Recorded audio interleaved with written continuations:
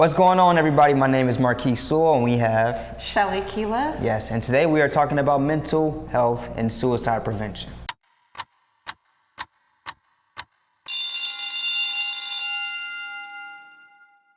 So, Ms. Quiles, what is it that you do?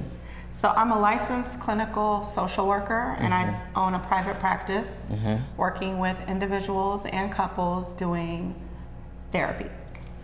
There you have it. So how did you come to get involved with that? So I actually had a very roundabout route, and I moved to New York and pursued an acting career. And in the midst of that, I actually started working as a clown in Long Island. Wow.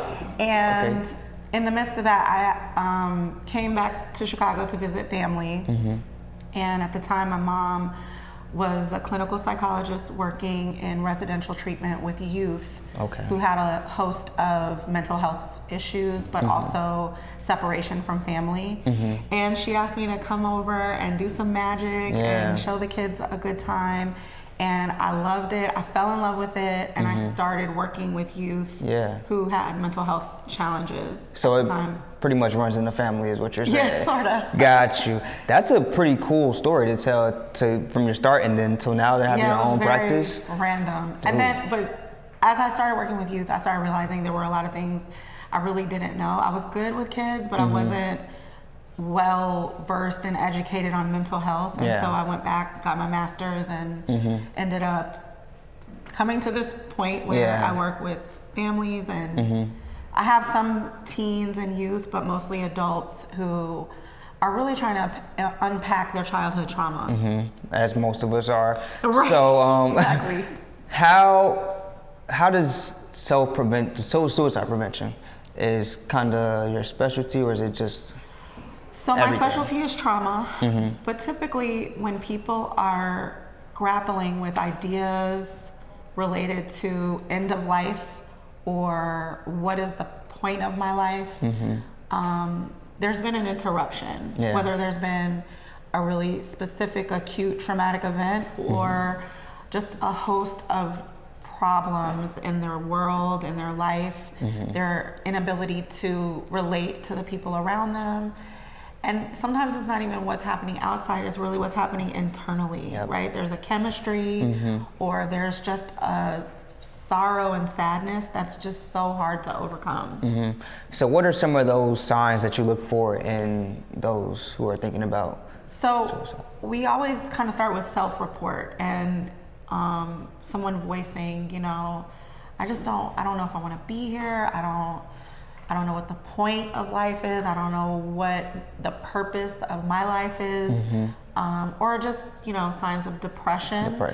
If people aren't really able to articulate or name, this is what I'm feeling, as a community, we can notice a shift in behavior. Someone who just kind of isn't into the things they used to be into, doesn't want to get out of bed, doesn't want to do anything.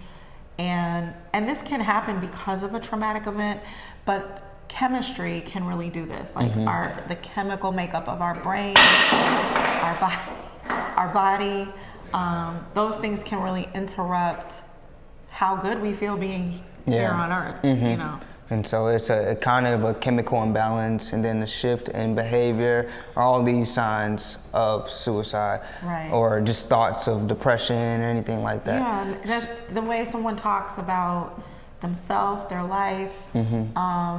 There can also be signs that are noticeable because we see self-injury. So if you notice lots of scrapes or cuts or bleeding, if you notice someone's no longer keeping up their hygiene. Yeah, hygiene is a big one.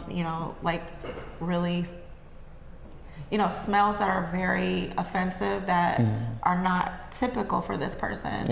And that, that isn't abnormal to development, right? Sometimes people just, they lose track of taking a bath or whatever. Teenagers it's not is abnormal to have some sex. True. No offense. No offense. So what are some resources that we can go to sort of alleviate that pressure? So the first like general public quick resource that you can tap into is 988, which is a hotline. It's a national hotline. It doesn't matter where you are in the country. Mm-hmm. You can pick up the phone, you can call this hotline. You can just tell them, I'm having these thoughts or I'm struggling with this. You can also call with a friend. So if someone is struggling but they're not really feeling confident to make the call, you can make the call with them and walk them through and explaining. This happens a lot with clinicians, mm-hmm. especially when a clinician is working with someone and they really want like immediate resources. Mm-hmm. They can kind of point you into the direction of where are local resources that you can access immediately mm-hmm. for support, be it housing, a hospital, even looking into agencies that offer therapy mm-hmm. and support at a low cost. So that's like a really quick way to just immediately get information. Mm-hmm. I tell people that there are a lot of especially in Chicago, mm-hmm. we actually have a lot of resources, and they're not always marketed well, but we have a lot of people who really want to help young people who are struggling, people who want to manage their mental health, but they don't know where to start. Yeah. We've got a lot of people in this city, a lot of people of color who really care and they want to hear from you. Mm-hmm. But it's like, finding those resources can be difficult. So a really fast way to do this is to get on a few websites. There's Psychology Today, there's Black Girl Therapists. Mm-hmm. I'm saying this wrong. We'll put the correct one in the chat. Uh-huh. There's also a queer site that is really a site for therapists who celebrate a queer mm-hmm. living life and all that.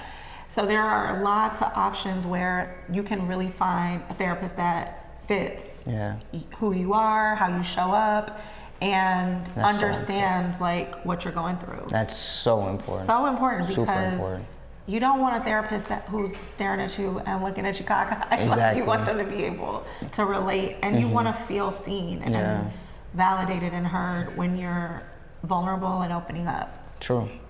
Well, thank you so much, Ms. Quiles, for all of your insight. Thank you for having me. You guys, the resources will be in the comments. We'll put it in the description. Anything you need, please do not hesitate to reach out. You are loved, you are light. And so with that being said, thank you. Thank you.